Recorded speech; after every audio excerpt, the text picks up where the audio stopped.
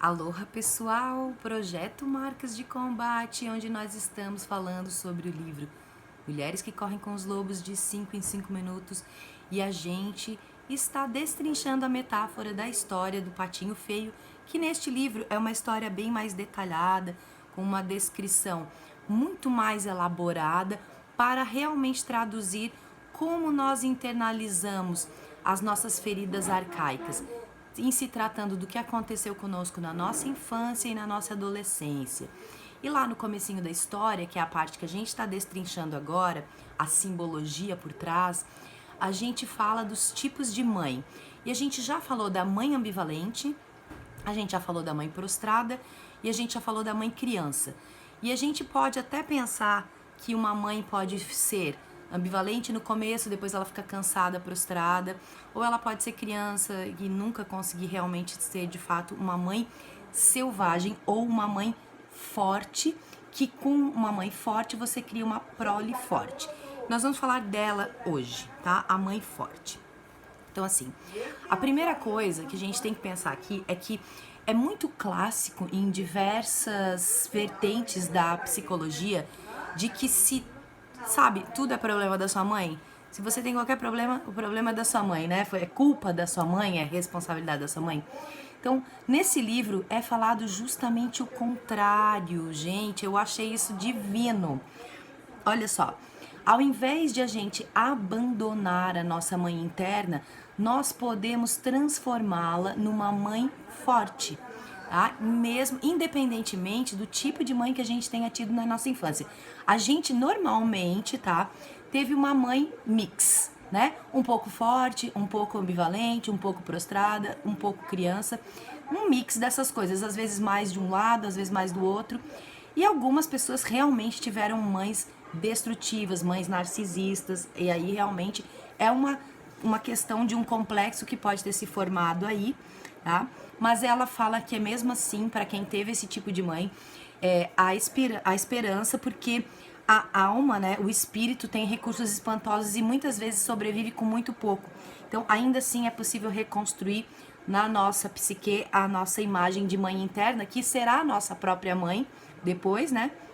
Mãe para nós mesmos na vida adulta, mesmo se tendo um ponto de partida tão destrutivo assim, tão negativo assim, certo?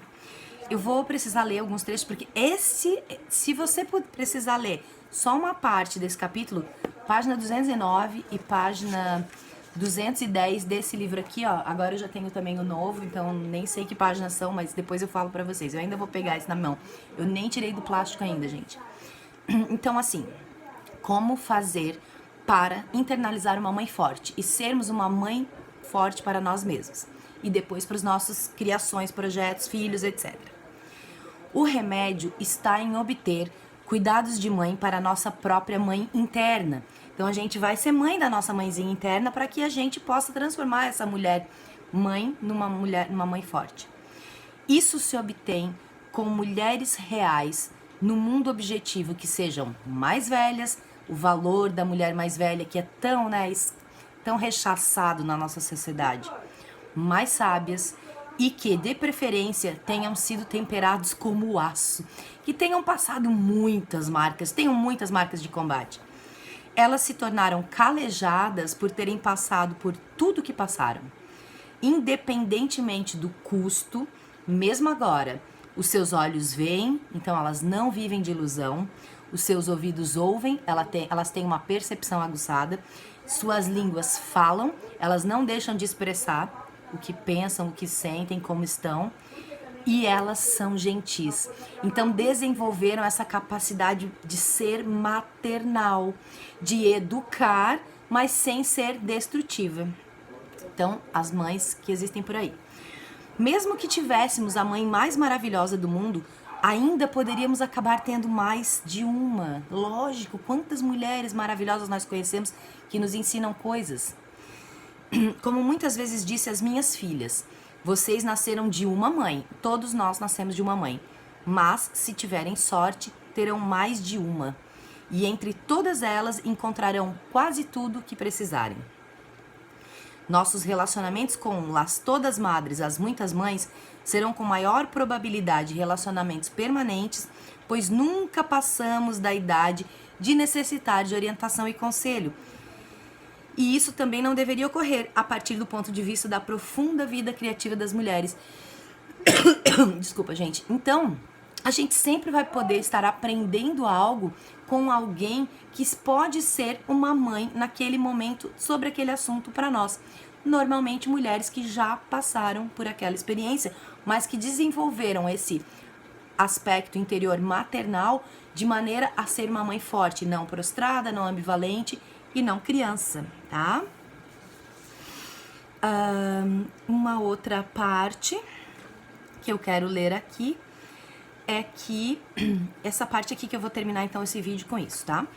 Em vez de nos desapegarmos da mãe, estamos procurando uma mãe selvagem. Não vivemos e não podemos viver separadas dela. Gente, a natureza. Nosso relacionamento com essa mãe da alma deve girar sempre, mudar, transformar-se. Inclusive são várias pessoas diferentes que podem ser essas mães, né? E ele é um paradoxo. Essa mãe é a escola na qual nascemos, então a gente não vai negar nada do que a gente recebeu. A gente vai aproveitar tudo de bom que a gente recebeu e vai separar o que é que veio de domesticação social e o que é que veio realmente da selvagem que foi sua mãe e que você internalizou aí.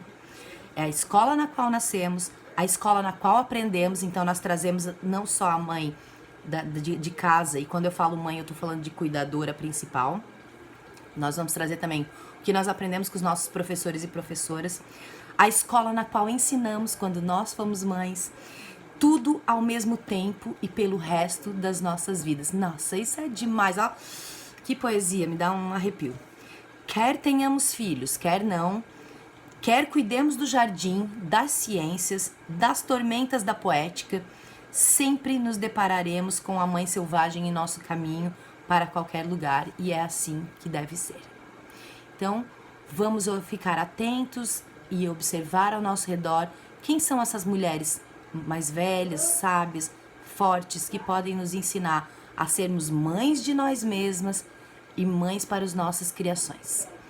Volto no próximo vídeo para a gente começar a falar sobre o momento em que o patinho feio começa a ser bicado ali pelos outros animais, pelas outras criaturas da floresta. Abraço, gente!